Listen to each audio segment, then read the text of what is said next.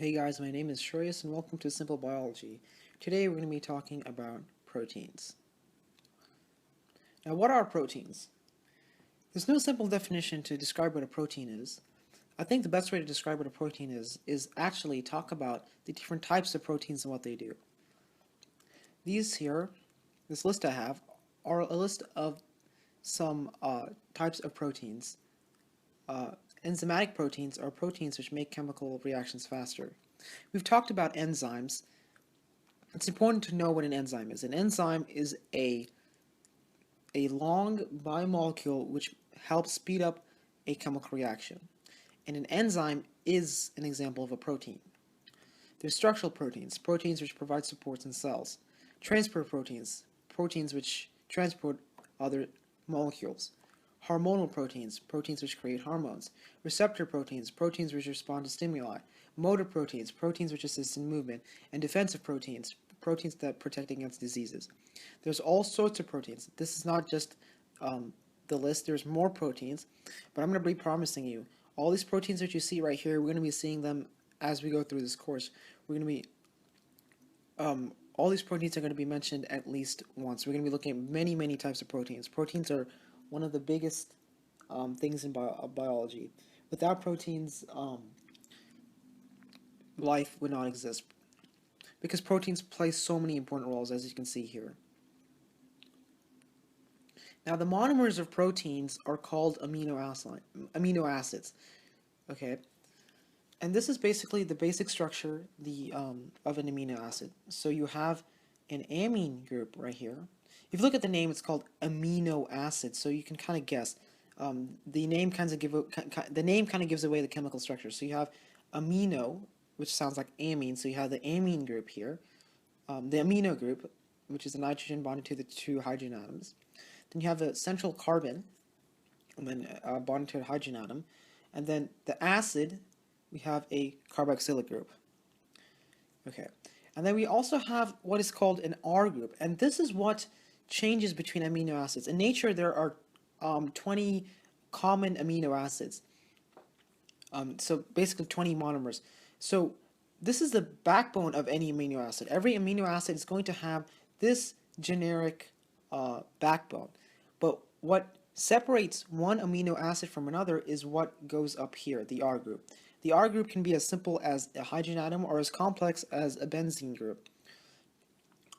So what this R group is determines what the amino acid is. And again, there's 20 amino acids.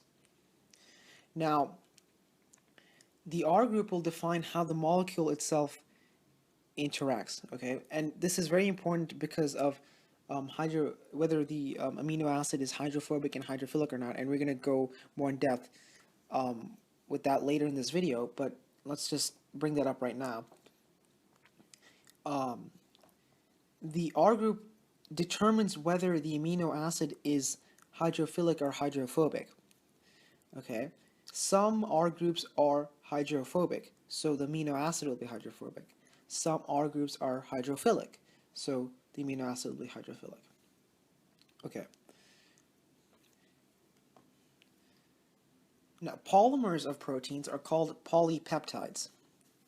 And amino acids bind together through dehydration synthesis, forming peptide bonds.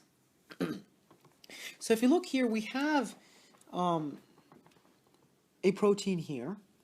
If you look, let me go ahead and show that to you. We have the amino group, and then we have that central carbon, the amino group, the central carbon, hydrogen atom, and then we have this carboxyl group. And this hydroxyl group here, this OH group, is going to go ahead and react in dehydration synthesis. But if you can kind of see here, each monomer, we have one monomer right here, one monomer right here. Actually, let me go ahead and draw that. We have one monomer right here. That's one. And we can see the R group is this right here. Remember I said the R group changes what each amino acid we're looking at. So in this case, the R group is CH3. Then we have another monomer right here.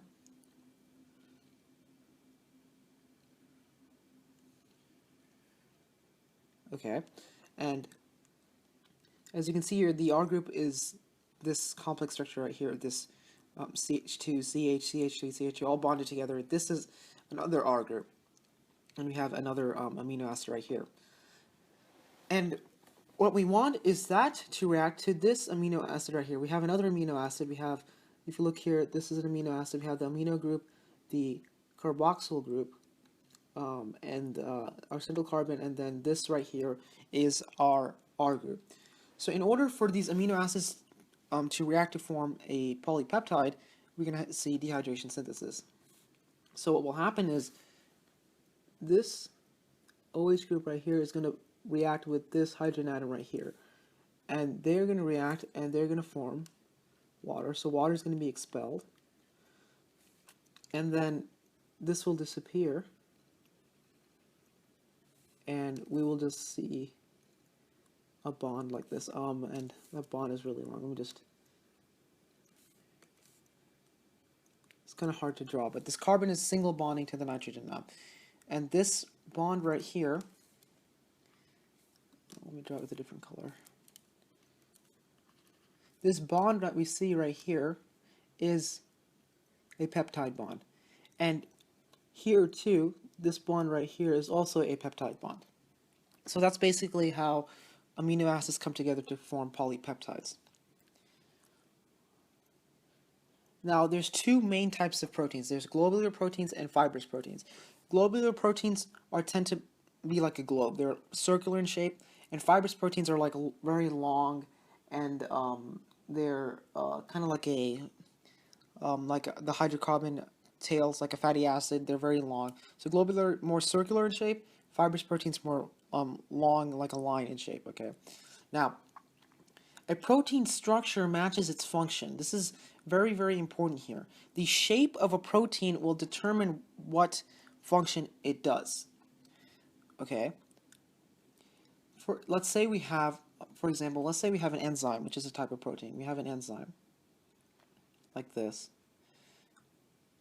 And this enzyme's job is to, let me draw this better. Let's say we have an enzyme like this.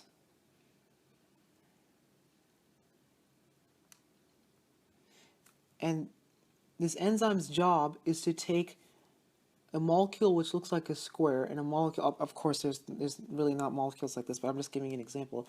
A molecule which looks like a square, and a molecule which looks like a circle, and take these two molecules, bind them together, and then create a molecule which looks like this. So this enzyme, if you look here, it has this very unique shape. So this square can come and fit in here, and this circle can come and fit in here, and they can react and form this compound, this molecule right here. So basically what I'm trying to say is the shape of a protein is going to determine its function. Okay? As you can see here, this protein, if this protein wants to react these two and form this compound right here, so its shape is very important. If it didn't have the right shape, it would not be able to take these two molecules and form this molecule. So this is very important. A protein structure matches its function. If I wanted you to take one thing from this video, it would probably be this statement right here. A protein's structure, or the shape of a protein, another way of wording this is the shape of a protein matches its function. And that's very important because the 4 levels of protein structure. So proteins, we can see here, are made up of these polypeptides, and if you think here, if you kept adding amino acids over and over again, we just get a very long straight chain of amino acids. Now, how is that amino acid, this straight chain, going to form this nice shape like this here in order to become a functional protein? Okay, that's when the levels of protein structure come into play. Now, there's 4 levels of protein structure. The first level is primary structure. Now, the primary structure is just what I mentioned here. This is just a long polypeptide chain. Now, as we go higher in protein structure, we get to the secondary structure. And the secondary structure results from hydrogen bonds between the backbone. So let's say we have a polypeptide like this. Okay, we have a polypeptide, and this polypeptide is made up of 3 amino acids. A protein will typically have much more amino acids, but just for the purposes of this, let's say we have the amino acids. What's going to happen in the secondary structure is that we're going to see hydrogen bonds between the backbone. So what will happen is these hydrogen atoms right here we see on the backbone. The backbone means backbone of an amino acid is everything except the R group. Everything except the R group. So what's going to happen is basically these this backbone right here will start to hydrogen bond with each other. Like for example, this hydrogen atom right here could hydrogen bond to this oxygen atom right here, or this hydrogen atom right here could hydrogen bond to this oxygen atom right here, and so on and so forth. So the results of those interactions yields two basic types of shapes. The alpha helix, so we can have a protein which is helical in shape.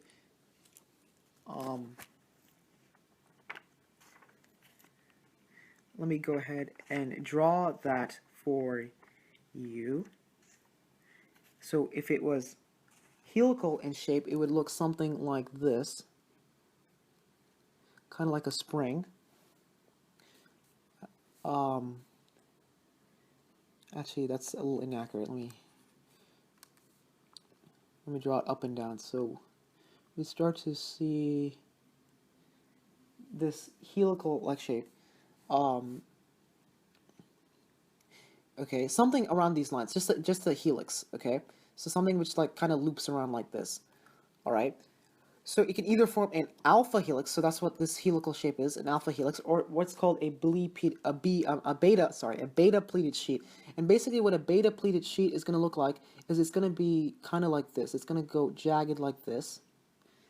It's going to be jagged like this. Let me try to draw this better here.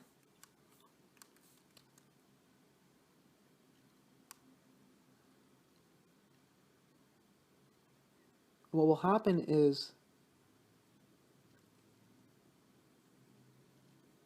it's going to form this jagged sheet like this. It's going to go up, down, up, down, up, down, up, down. So basically, secondary structure is between interactions, hydrogen bonding in the backbone of an amino acid, and it can form basically two types of shapes: an alpha helix, which is this, or the B-pleated sheet, which is this up and down structure, which is like this. Okay. Now the tertiary structure is even more complex. This results from the interaction of the R groups, the side chains, or the side chains. Okay, so secondary structure, we're talking about the backbone of an amino acid, which is just the red part here. Now we're going to talk about the tertiary structure deals with the R groups. And basically, I've mentioned this already, how some R groups are hydrophobic and some R groups are hydrophilic. So what's going to happen is the tertiary structure will result in these R groups. There are R groups that make up the amino acids within a polypeptide. Okay, let's say for this polypeptide right here, for example, these R groups are going to interact with water. All right. Let's say we have let me just draw a simple protein like this. Let's say we have a polypeptide like this, and let's draw some, let's say that's an R group, that's an R group, and that's an R group. Okay, I know this is very basic, but let's just say these two, this one and this one, this one and this one, are hydrophilic. So if they're hydrophilic, that means they will remain on the outside of the protein.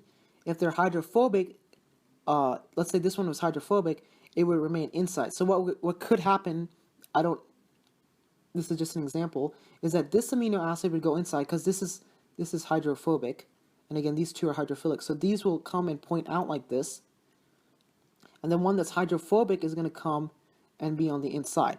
So I mean, this is not really contributing to that much of a shape. But if you imagine, if you have 2,000 or more of these these R groups, and most polypeptides don't just have 3 amino acids, they have thousands and thousands upon thousands. So whenever you start to see this hydrophobic interaction in some R groups interacting with water and being on the outside of a protein, and some R groups being hydrophobic and wanting to come on the inside of the protein, that interaction is going to twist the protein into a unique shape. So the tertiary structure is basically what's going to determine really the shape of a protein. Okay, and the hydrophobic interactions contribute most to the tertiary structure. So once this protein is once the R groups have either come in or come out based on the hydrophobic interaction, Again, if you have no idea what the hydrophobic interaction is, I've used this word multiple times, and you have no idea what I'm talking about, please go to Unit 1, Chemistry Review, and review the hydrophobic interaction video, because this is, I mean, if you don't know what hydrophobic means, then this video probably makes no sense to you. Okay, but, so anyway, so let's say after this happens, so all the hydrophilic R groups come to the outside like this, and all the hydrophilic R groups are coming to the outside. Sorry, I'm getting losing my words here. The hydrophilic R groups come to the outside, and then the hydrophobic R groups come to the inside of the protein. And let's say, just for the sake of demonstration, we have another hydrophobic R group right here. Now, the R groups which are on the inside of the protein can also start to have interactions. We can see things like ionic bonds and hydrogen bonding and van der Waals interactions and ionic bonding and something even unique called the disulfide bridge. Let me go ahead and bring that up. Okay, let's say we have an R group which has a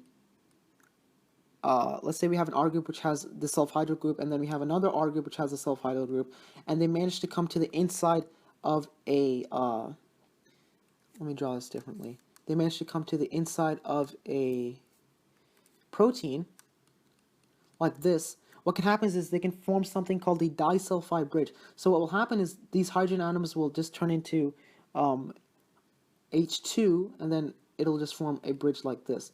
And this is also very, very strong. It holds the R groups together. Okay. So basically, just you can think about like thousands and thousands of interactions here. Okay, starting with the hydrophobic interaction, that's the most important interaction, which is going to decide which R groups come on the inside and which R groups come on the outside. And after that, the R groups which are on the inside can start to have interactions with each other, which will contribute more to the shape of the protein, and eventually it'll determine the shape of a protein. Okay, so that's the tertiary structure. This is probably the most important out of the 4 levels of protein structure. And then the quaternary structure are the subunits coming together. So let's say we have one polypeptide, and after it completed its tertiary structure, it had a box shape.